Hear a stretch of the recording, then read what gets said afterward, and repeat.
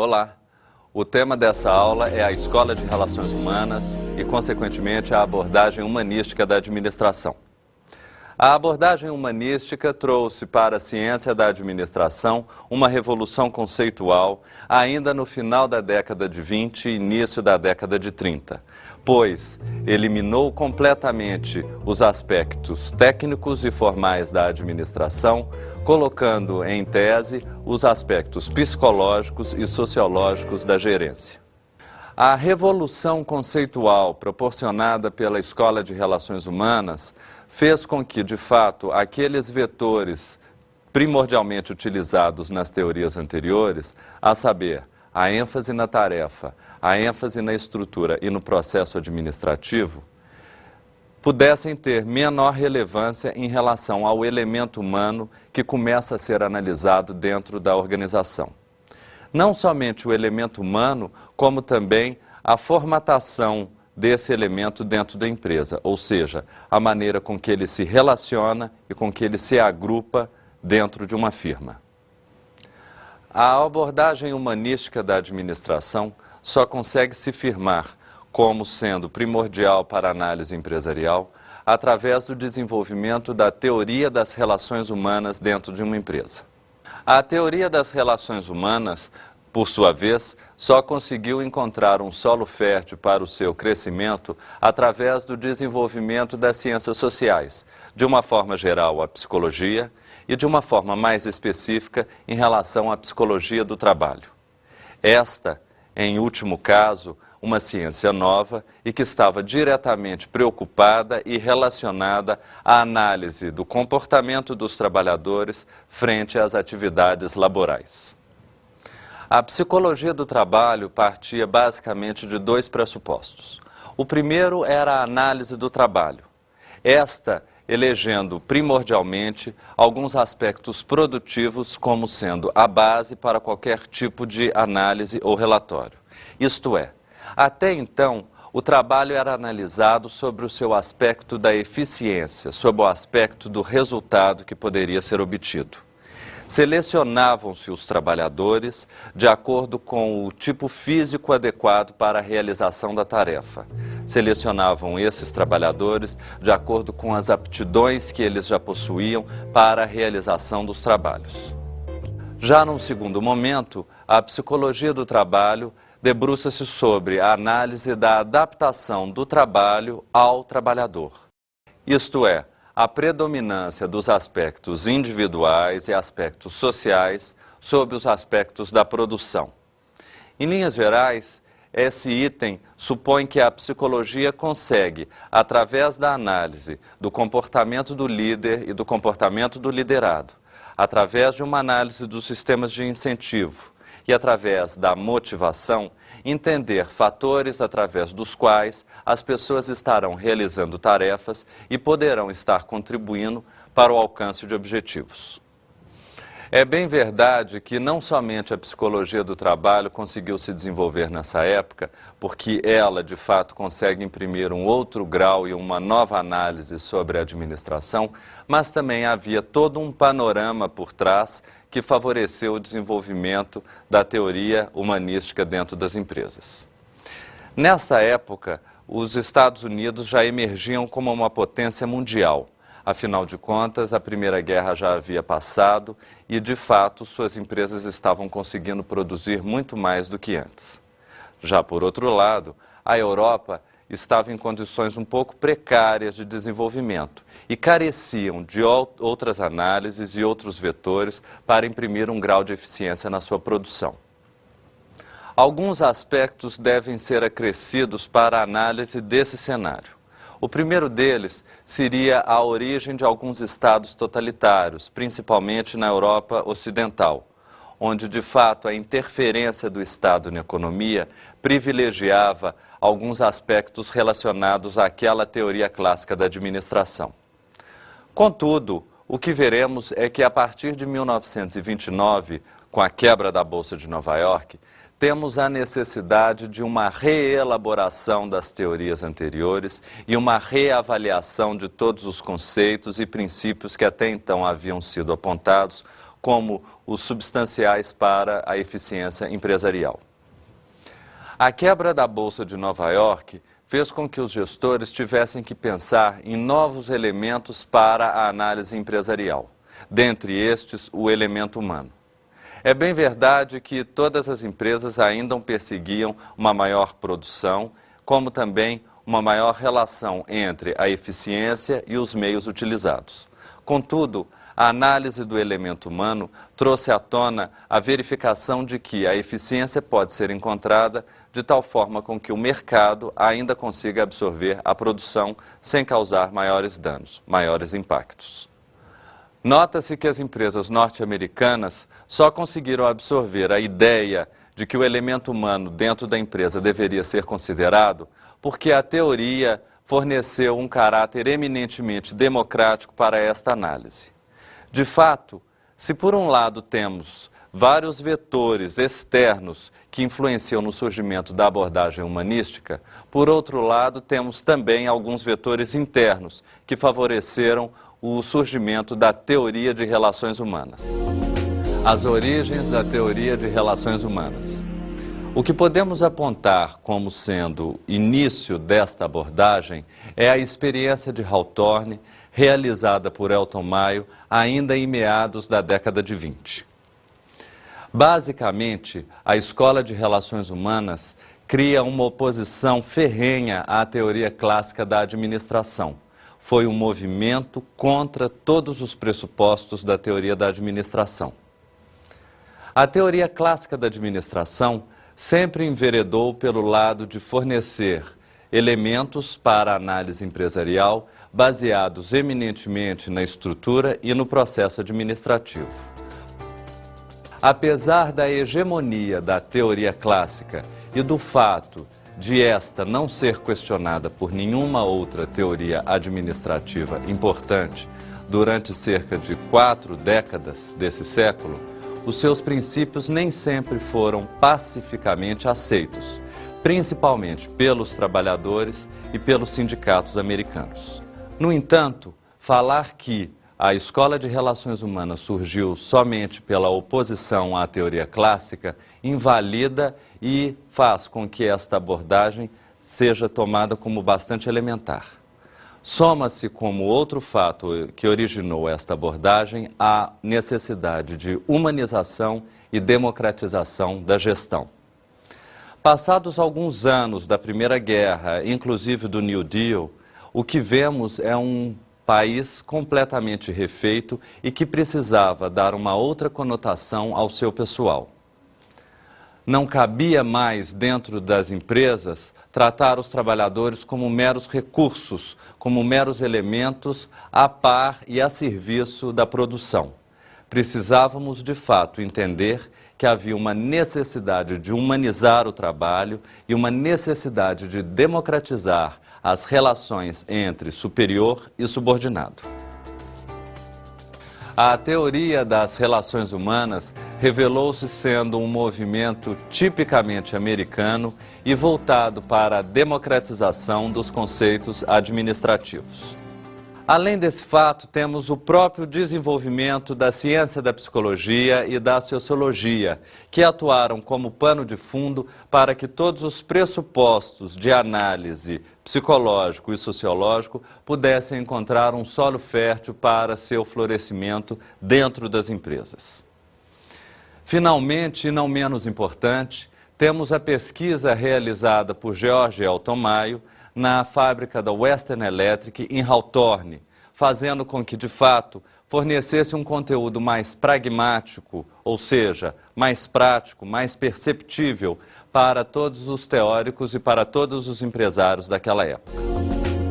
A experiência de Hawthorne teve como base uma pesquisa iniciada pela Academia Nacional de Ciências por volta de 1924, que, de fato, queria entender qual era o impacto das condições de trabalho sobre a produtividade.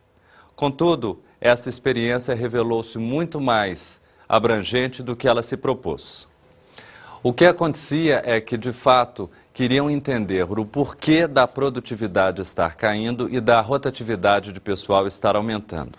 Existiam empresas naquela época, nos Estados Unidos, que a rotatividade chegava a índice de 250%.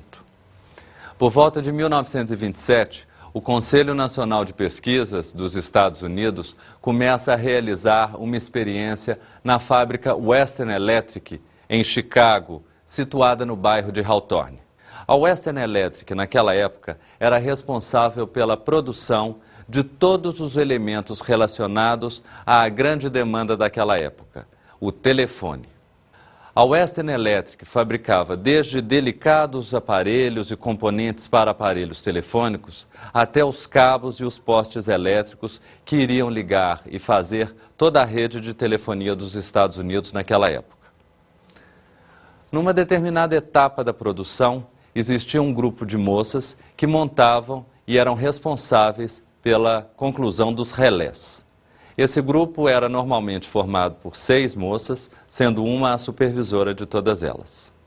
A ideia era saber se as condições de trabalho, uma vez melhoradas, poderiam causar um impacto maior na produtividade. As moças responsáveis pela montagem de relé foram separadas das demais numa linha de produção por uma pequena parede e pediu-se que elas continuassem a produzir da mesma forma, sem se importar com nada. Ao aumentar a intensidade luminosa, especialmente neste grupo, percebeu-se que a produção dessas meninas também aumentava. E, inicialmente, foi feito esse relatório. Num segundo momento, introduziu-se outras condições melhores de trabalho. Colocou-se um intervalo de descanso na manhã e outro intervalo de descanso na tarde. E novamente foi percebido que a produção aumentou.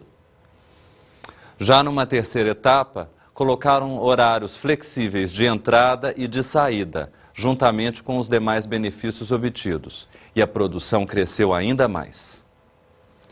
Em um último momento, ainda introduziram uma conversa com o supervisor e também um lanche que poderia ser fornecido para essas funcionárias, e a produtividade desse grupo aumentou numa proporção jamais vista. De fato, portanto, tudo caminhava para a conclusão de que melhores condições de trabalho impactam num aumento da produtividade. Porém, qual não foi a surpresa ao retirar estes benefícios desse grupo de mulheres e a produção continuou aumentando? Será, portanto, que são as condições de trabalho que interferem diretamente na produção? Veremos agora as conclusões da experiência de Hawthorne. A primeira dessas conclusões significa que o nível de produção é resultante da integração social, isto é, quanto mais o indivíduo se integra em um determinado grupo, quanto maior será o seu reconhecimento neste grupo, maior também será a sua produtividade. E não somente aspectos físicos ou fisiológicos, tais como a administração científica e a teoria clássica preconizavam. Uma segunda conclusão desta experiência de Hawthorne diz respeito ao comportamento social dos trabalhadores. O indivíduo não age isoladamente. De fato, ele faz parte de um grupo e compartilha com este grupo todos os elementos, todas as intuições, percepções e sentimentos desse grupo. Portanto, espera-se que o indivíduo seja, de fato, um fruto do meio onde ele vive. Dentro de uma empresa, isso significa dizer que se o indivíduo produz além ou aquém do que o grupo estabeleceu como correto, ele poderá sofrer punições ou sanções desse grupo. A bem da verdade, o que vamos verificar é que cada grupo social desenvolve crenças e expectativas com relação à administração da empresa. Essas crenças e expectativas, sejam elas reais ou imaginárias, conseguem influenciar significativamente, não somente nas atitudes, como também nas normas e nos padrões de comportamento que o grupo define como aceitáveis. É nessa perspectiva que vamos ver que a grande contribuição de Elton Maio, ou seja, para Maio, o que os trabalhadores, a bem da verdade, procuram é a possibilidade de participação, a possibilidade de aceitação e a possibilidade de obtenção de reconhecimento dentro de uma empresa. Para Elton Maio, a motivação econômica era secundária. O que as pessoas de fato querem é encontrar alguém que goste, alguém que aceite e alguém que de fato reconheça todas as suas virtudes e consiga apontar os seus defeitos, a fim de que melhore o relacionamento grupal. As recompensas ou mesmo as sanções sociais, elas não são materiais e são, portanto, simbólicas, mas são elas que conseguem influenciar definitivamente na motivação e na felicidade dos trabalhadores. Uma outra conclusão diz respeito à formação de grupos informais dentro de uma empresa. Fato esse que até então havia sido completamente desconsiderado, tanto pela administração científica quanto pela teoria clássica. A composição dos grupos informais nem sempre coincide com a composição da organização formal que havia sido pretendida.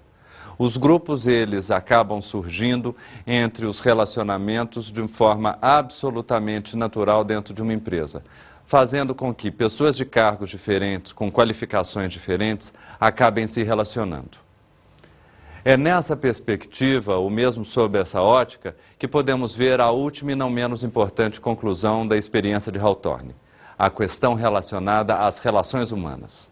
As relações humanas passam a ser consideradas dentro da empresa e denominam-se relações humanas um conjunto de ações e de atitudes que são desenvolvidas através e pelos contatos entre as pessoas e entre os grupos. As relações humanas fazem com que o ambiente de trabalho se torne um pouco mais amistoso e faça com que as pessoas estejam completamente propensas a contribuir com a consecução dos objetivos empresariais.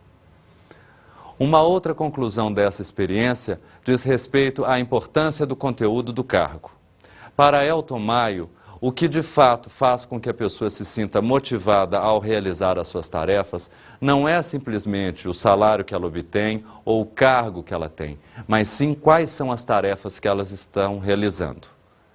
Em linhas gerais, as pessoas precisam encontrar sentido no seu trabalho, precisam verificar como esse trabalho é importante para a empresa e, portanto, como esse trabalho pode fazer ou causar um impacto na formação da sua personalidade.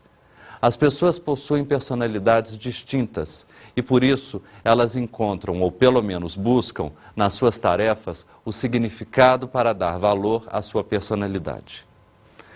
Mayo descobriu, juntamente com seus seguidores, que não é somente a extrema especialização do trabalho que faz com que as pessoas produzam mais. Existe também o foco no sentido do trabalho. O moral precisa ser relevante. Tarefas monótonas ou repetitivas tornam o trabalho maçante e fazem com que as pessoas, de fato, não estabeleçam nenhum laço ou não achem nenhum sentido nessa tarefa. Temos, por fim, como conclusão da experiência de Hawthorne, a ênfase nos aspectos emocionais. A teoria das relações humanas enfatiza os aspectos emocionais que não são planejados e mesmo irracionais dos elementos humanos. Contudo, entender o ser humano como um ser que possui motivos e esses motivos nem sempre são planejados, traz à luz um grande elemento, que é a consideração com a eficiência do elemento humano e a consideração com a sua racionalidade.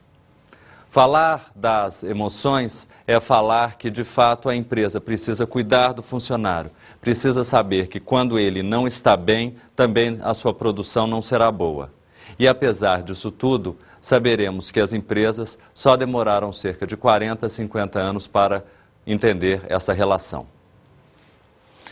Contudo, independentemente de todas as contribuições que a experiência de Hawthorne pôde trazer para a escola das relações humanas, ela é passível de críticas, tais como a administração científica e a teoria clássica também o foram. Dentre estas críticas, podemos citar principalmente a negação do conflito empresa-funcionário, ou seja, esta teoria nega a existência de um conflito eminente entre a empresa e o empregado, ou seja, entre capital e trabalho.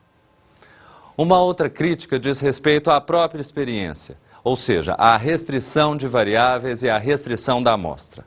Essa pesquisa foi realizada somente em uma empresa, com um determinado grupo de funcionárias, mas depois foi um grupo de funcionários, e não se pretendeu fazer mais nada a respeito disso. é uma amostra muito pouco significativa para um universo tão grande, mesmo trazendo grandes contribuições. Uma outra crítica pode ser relacionada à concepção utópica que a teoria de relações humanas propõe para a análise do trabalhador. Um romantismo exacerbado para com os trabalhadores e acreditando, inclusive, que havia um momento onde empresa e trabalhadores poderiam ser conjugados de uma forma única e que todos sairiam satisfeitos. Uma outra crítica diz respeito à ênfase excessiva nos grupos informais. A questão relacionada à integração grupal foi excessivamente sublinhada dentro da Escola das Relações Humanas. A bem da verdade, os grupos informais existem. O que precisamos é saber como cooptá-los para maior produtividade. Soma-se a essa crítica a questão da espionagem disfarçada, uma outra crítica que podemos fazer. Ou seja, o espaço que era pretendido para que as pessoas pudessem se integrar acabou sendo utilizado para descobrir por que e o que faziam com que as pessoas se mantivessem insatisfeitas dentro da empresa. E, portanto, esses espaços rapidamente passaram a não ser preenchidos mais. A ausência de novos critérios de gestão. Em linhas gerais, várias foram as contribuições que a Escola de Relações Humanas nos trouxe. Contudo, aprender a ser cooperativo, aprender a compartilhar e aprender a integrar-se no grupo são atos ou são ações muito pouco limitadas à possibilidade de um gestor fazer com que as pessoas possam estar atuando dessa maneira. As empresas conseguem fazer com que os funcionários se tornem eficientes, mas não conseguem medir até que ponto eles estão cooperando. Esta é uma limitação e, portanto, uma crítica que podemos traçar para a Escola de Relações Humanas. Veremos a seguir, portanto, alguns pontos de vista essencialmente de Elton Maio, o precursor dessa escola, que de fato consegue nos mostrar que o trabalho é uma atividade tipicamente grupal, ou seja, as atividades só adquirem sentido quando as pessoas compartilham, quando as pessoas entendem que o resultado deste trabalho não será individualizado ou particularizado, mas sim o somatório de suas ações poderá possibilitar um somatório de satisfação para todo o grupo. Uma outra conclusão beneficiada por Elton Maio é de que o operário não reage como um indivíduo isolado. Isto é, o operário está trabalhando em grupo. Ele sabe que a sua atividade, bem feita ou mal feita, irá afetar todo o grupo em que ele trabalha. É de fato o espírito gregário que deve reger todo o trabalho. As pessoas devem se agregar em torno das tarefas e fazer com que elas sejam perfeitamente virtuosas para todos os que contribuíram. Uma outra conclusão que Elton Maio nos traz é de que a administração deve formar chefes democráticos. Isto é, a administração deve ser capaz de criar uma elite que se comunique e que se relacione com todos os trabalhadores, fazendo com que eles não somente compreendam a lógica da empresa e, portanto, a lógica do capital, como também seja capaz de absorver e compreender a lógica de todos os trabalhadores. Outra conclusão diz respeito à necessidade das pessoas de estarem juntas e receberem reconhecimento nas tarefas que estão desenvolvendo. Em contraposição à proposta de Taylor, que pregava que as pessoas querem, de fato, incentivos econômicos, Maio fala que as pessoas, ao se sentirem atendidas e ao se sentirem reconhecidas, poderão estar contribuindo muito mais para a empresa do que necessariamente ter um bom salário. Um bom salário não quer dizer que a produção seja alta e que a eficiência também seja alta. Significa simplesmente uma forma de reconhecimento, segundo a Escola de Relações Humanas. Uma última conclusão desse autor diz respeito a esse novo local de unidade social. A empresa, a fábrica, a indústria passa agora a substituir a família, o lar ou mesmo um conjunto de amigos na sociedade. É através da empresa que de fato podemos relacionarmos com outras pessoas, entendermos outras pessoas e podemos compreender como as nossas virtudes e os nossos defeitos encontram um solo fértil para florescer com os defeitos e as virtudes de outras pessoas. Exposto dessa forma, será apresentado a seguir o quadro sobre as empresas centenárias, onde apresentaremos a empresa Leão Júnior. Leão Júnior. Fundada em 1901 por Agostinho Hermelino de Leão Júnior. A Leão Júnior foi uma das forças propulsoras da principal riqueza paranaense durante o século XIX, no contexto do ciclo da erva mate. Em 1983, consolidando a liderança de mercado e antecipando-se às tendências de consumo de produtos naturais, a Leão Júnior lança os chás de ervas, iniciando com os sabores de camomila, cidreira, erva doce, boldo e hortelã. Em seguida surgem o chá preto e os sabores de frutas e flores. De lá para cá, são décadas de tradição e história. O Mate Leão continua líder absoluto de mercado, destacando-se por sua versatilidade e rentabilidade. Qualquer empresa que se preze e queira levar à frente a sua marca, tal como a Leão Júnior, deve observar todos os critérios apresentados nessa aula, inclusive fazer com que as pessoas e os trabalhadores se sintam mais integrados à empresa para obter o sucesso. Para complementar a aula de hoje, agora seguem as dicas de estudo.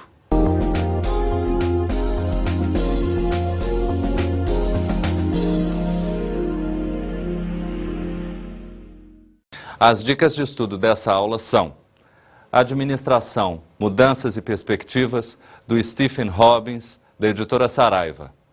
Administração Moderna, do Samuel Certo, da editora Prentice Hall do Brasil.